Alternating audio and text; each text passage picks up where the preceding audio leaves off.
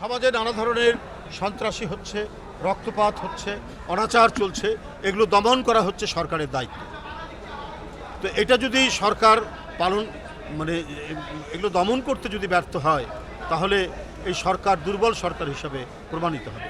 সেই দিকে না গিয়ে আমার মনে হয় অন্তর্বর্তীকালীন সরকার সমাজের মধ্যে শান্তি স্থিতি এবং রাজনৈতিক সংগঠনগুলো যাতে অবিলম্বে আগামীতে একটি অবাধ সুষ্ঠু নির্বাচন করতে পারে এবং জনগণ যেন তাদের বাছাইকৃত জনপ্রতিনিধিদের, অর্থাৎ জনগণের মধ্যে থেকে তারা বাছাই করবে, নির্বাচনের মাধ্যমে তারা সরকার গঠন করবে।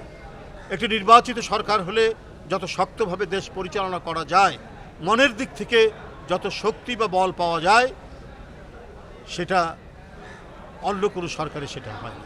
কিন্তু এটার অঙ্গীকার ছিল অন্তর্বর্তীকালীন সরকার যত দ্রুত সম্ভব একটি অবাধ সুষ্ঠু নির্বাচন দেওয়া। যাই হোক, আজকের এই পরিস্থিতিতে আপনারা দেখছেন যে রক্ত এখনো শুকায়নি শহীদদের, এখনো বাড়িতে বাড়িতে চলছে মাতম আর আহাজারি বাপ মায়ের। এর মধ্যে একটি ফ্যাসিবাদী পরাজিত শক্তি তারা হরতাল ডাকে কোন সাহসে? আমরা যে বারবার বলেছি ঘাতকরা এই সমাজের মধ্যেই লুকিয়ে আছে, অনেক টাকা নিয়ে তারা অবস্থান করছে। তো তাদেরকে একটি সরকার কেন তাদেরকে চিহ্নিত করে তাদেরকে আইনের আওতায় নিয়ে আসতে পারছে না? এটা তো বড় ধরনের দুর্বলতা প্রকাশ পাচ্ছে।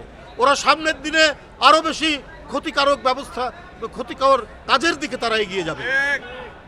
তো সুতরাং এই সরকারের দায়িত্ব ছিল অতি দ্রুত গতিতে তাদের কাজ করা। এবং আমি এখনো বলছি, এই প্রশাসনের মধ্যেই এখনো পর্যন্ত এই দোসররা তারাই উস্কানি দিচ্ছে, তারাই নানাভাবে ওই সমস্ত দোসর যাদের কাছে কালো টাকা আছে, যাদের কাছে অবৈধ অস্ত্র আছে, তাদেরকে মদত দিচ্ছে এবং একটা অস্থিতিশীলতা করে গণতন্ত্রের যে সম্ভাবনা সামনের দিকে এগিয়ে যাওয়ার, সেটাকে রুদ্ধ করার প্রচেষ্টা চালাচ্ছে।